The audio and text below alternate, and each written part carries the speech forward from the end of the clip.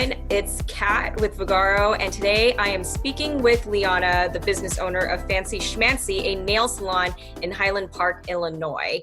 Today, she's going to let us know about her preparations on reopening her business once shelter-in-place orders are lifted in her state. Hi, Liana. Thank you so much for joining me. Can you tell us a little bit about yourself and your business? Yes, of course. So my name is Liana and I'm 32 years old, and I am, I can say, the CEO of Fancy Schmancy by Liana. Fancy Schmancy, we provide nail services, we provide lash services, and the most important for me is the permanent makeup services that I specialize in areola 3D nipple tattooing after mastectomies for breast cancer survivors. Just to get right into it, were you able to work with your landlord or lenders to make sure that you were able to keep your storefront open? I was very worried about what is going to be with my rent and how I will be able to pay for that, because I was just going crazy. But my landlord is phenomenal, and I was so surprised. And it's a big company of that they're renting units, and the company sent us an email to all the owners, and they said that they're supporting us 100%, and they totally understand the situation, and they actually give us a specific plan when we're coming back to work, that it will be easier for us actually to make, the first month and the 2 months. So from this perspective, I even didn't need to do anything. They already were upfront. They just said, listen, just give us time. We're waiting to see what the government will say, and by that we will go, because each state is different. So for them it was very hard work to manage between each state and to find the right numbers and the right solution for each one. So I was very surprised. I was actually it was a little bit very emotional for me, because I know that other places around me, salons and their landlords, it just not working out. That even I know 2 of them, actually the salons are not there anymore. They just left one night and that's it. So I'm very happy with my landlord. I just thank you for how they actually supporting us and give us the option to move forward when we will be back. So what are some things you are doing differently after you reopen? We were working with masks before, so it's not new for me. We will sterilize all our tools in medical degree machines, so it's not new for me. We were wiping everything from before, so it's not new for me. The only thing that it's new for me, that I'm not taking clients one after another, so I'm giving like this 30 minutes of a gap. And what is new for me, that that I will not be able to enjoy a cup of coffee with the client when she's coming. Everything needs to be very sterile, very clean, not a lot of movement, not a lot of, phone or magazines. So it will be a little bit different for me. And the third thing that will be different is not to try to accept payment as cash or checks. To try to have everything as credit card or PayPal online, not to have a lot of communication physically, money-wise. But what will be the biggest challenge actually? It's to educate the clients that will come to us, and that they will understand how much is actually serious. And because of that, it's how I told you before we started everything, it's about the face mask, that this is the number one. So they never came for a service and they needed to wear a face mask. We were doing it only because of the precaution from nail dust and everything. And now they need to do that. So they need to get used to the new normal for everyday, regular things that they were doing every day. Now it needs to be with extra precaution. So this I think, will be a challenge for us. How are you working with your staff to prepare for the reopening of your business? As of right now, my staff don't do anything. I do everything. I'm writing everything, what I think that we need to have. Every day I have a list that I'm checking what else I need to have in the salon for the reopening and actually for to maintain our work during the next 3 months that, if we're planning to reopen from June 1st, so the 3 months after that. 2 days before our reopening, we're going to meet and I will sit with them and I will explain them everything and I will give them all the guidelines that all of us we need to follow. And basically that's it. Like, I don't expect them to think about what to do.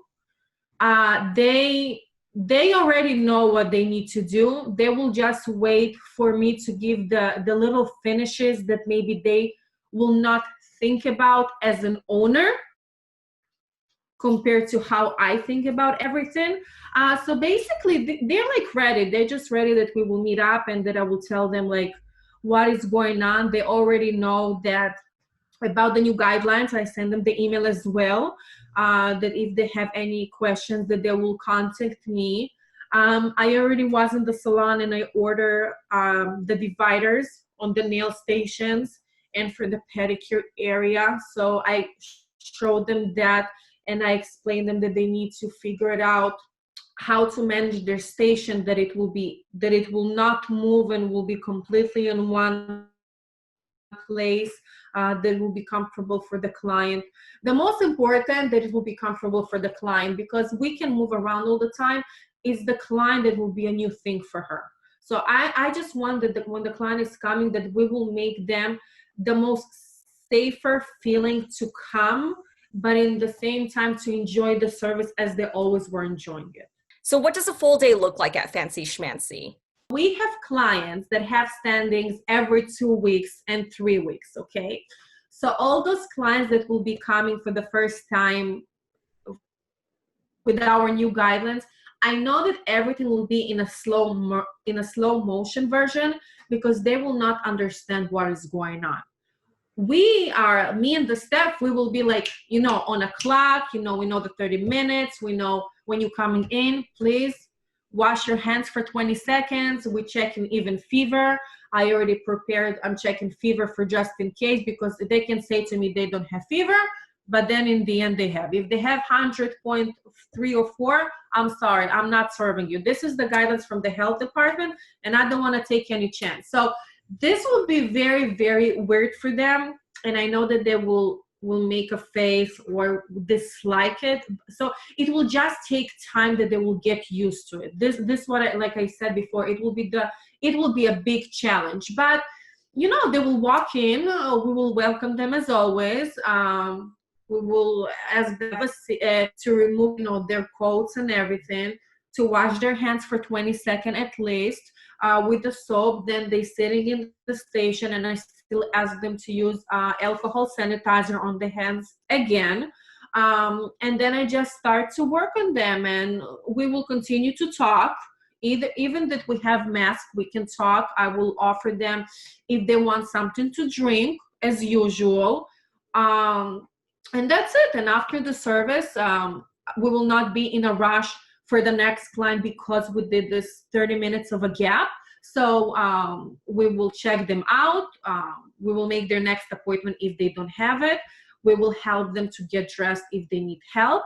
And that's it. We will open them the door and we will wish them a wonderful day. And we will see them in 2 weeks. And we will prepare everything for the next client. We will clean, we will wipe.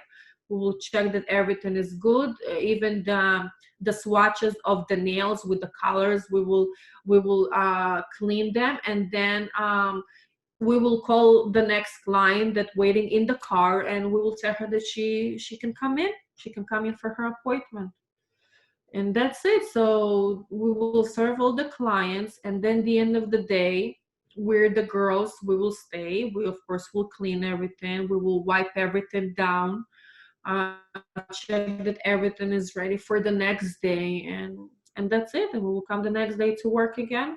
During your shelter in place, what helped you get through closure and what surprised you the most? First of all, when we closed, we didn't know that it's going to be for that long. We thought it would be like for a week or 2 weeks. For me, it was impossible to think about, oh my God, like 2.5 to 3 months. And then when it started to be a little bit more serious, and then when I was in contact with my family in Israel, and they said to me that actually they have a completely shut down. It's mean that after 6 p.m. they cannot even go outside if they don't have a dog. Like there was, army outside, there was a police outside. So it became very seriously. And then I'm like, oh my God, we don't have all those things. So are we going to have it? What is going on? And then I started to see that this COVID-19 is becoming actually very serious. So I got a little bit scared because, first of all, my parents are very sick people.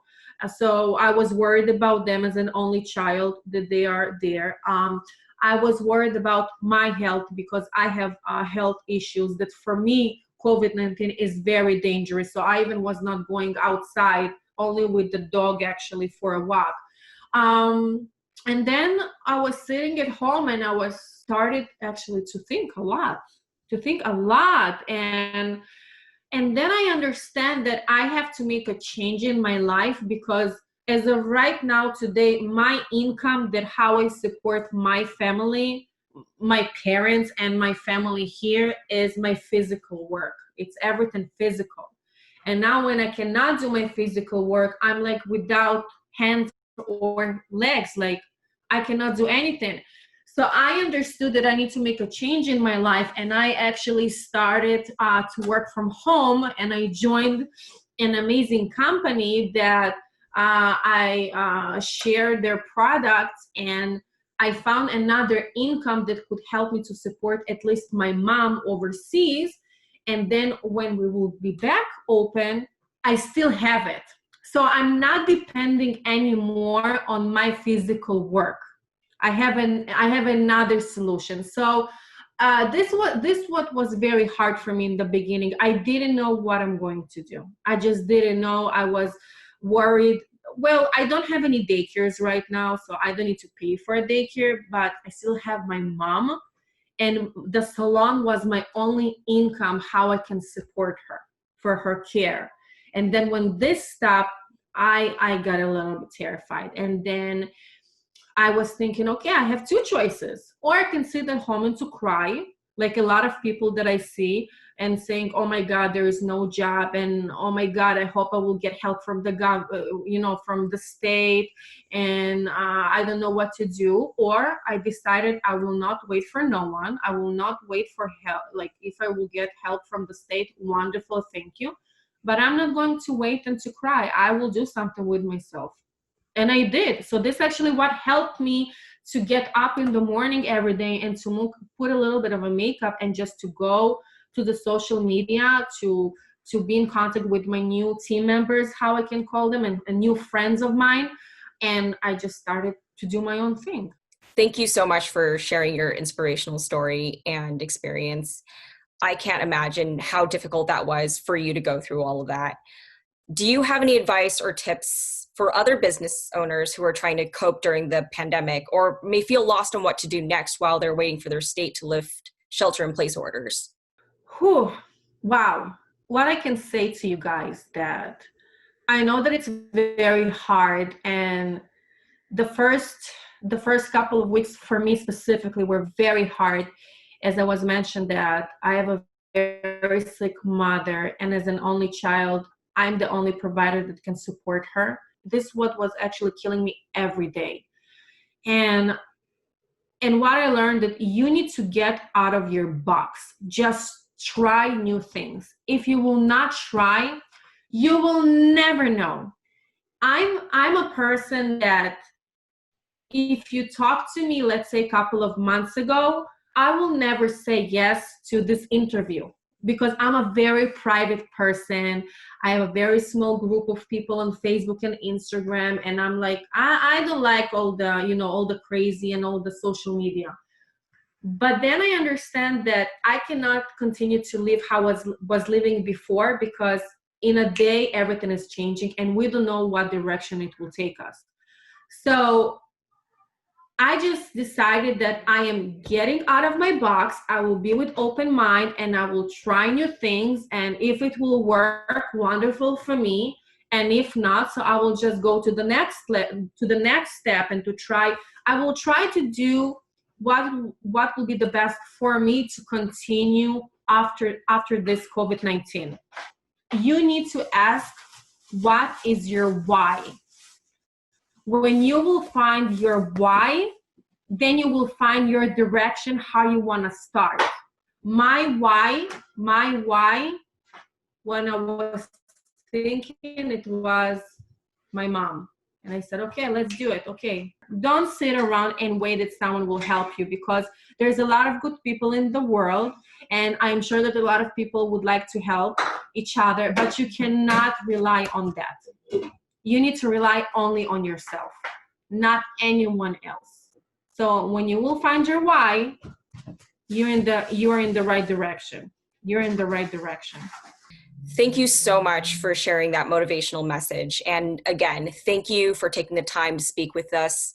I think many others within the community will take what you have to say and find some encouragement on how to move forward. My pleasure, my pleasure. If you need anything else, I am here. I'm more than happy to help and to try to educate or to give any support, to give a little bit of even small direction.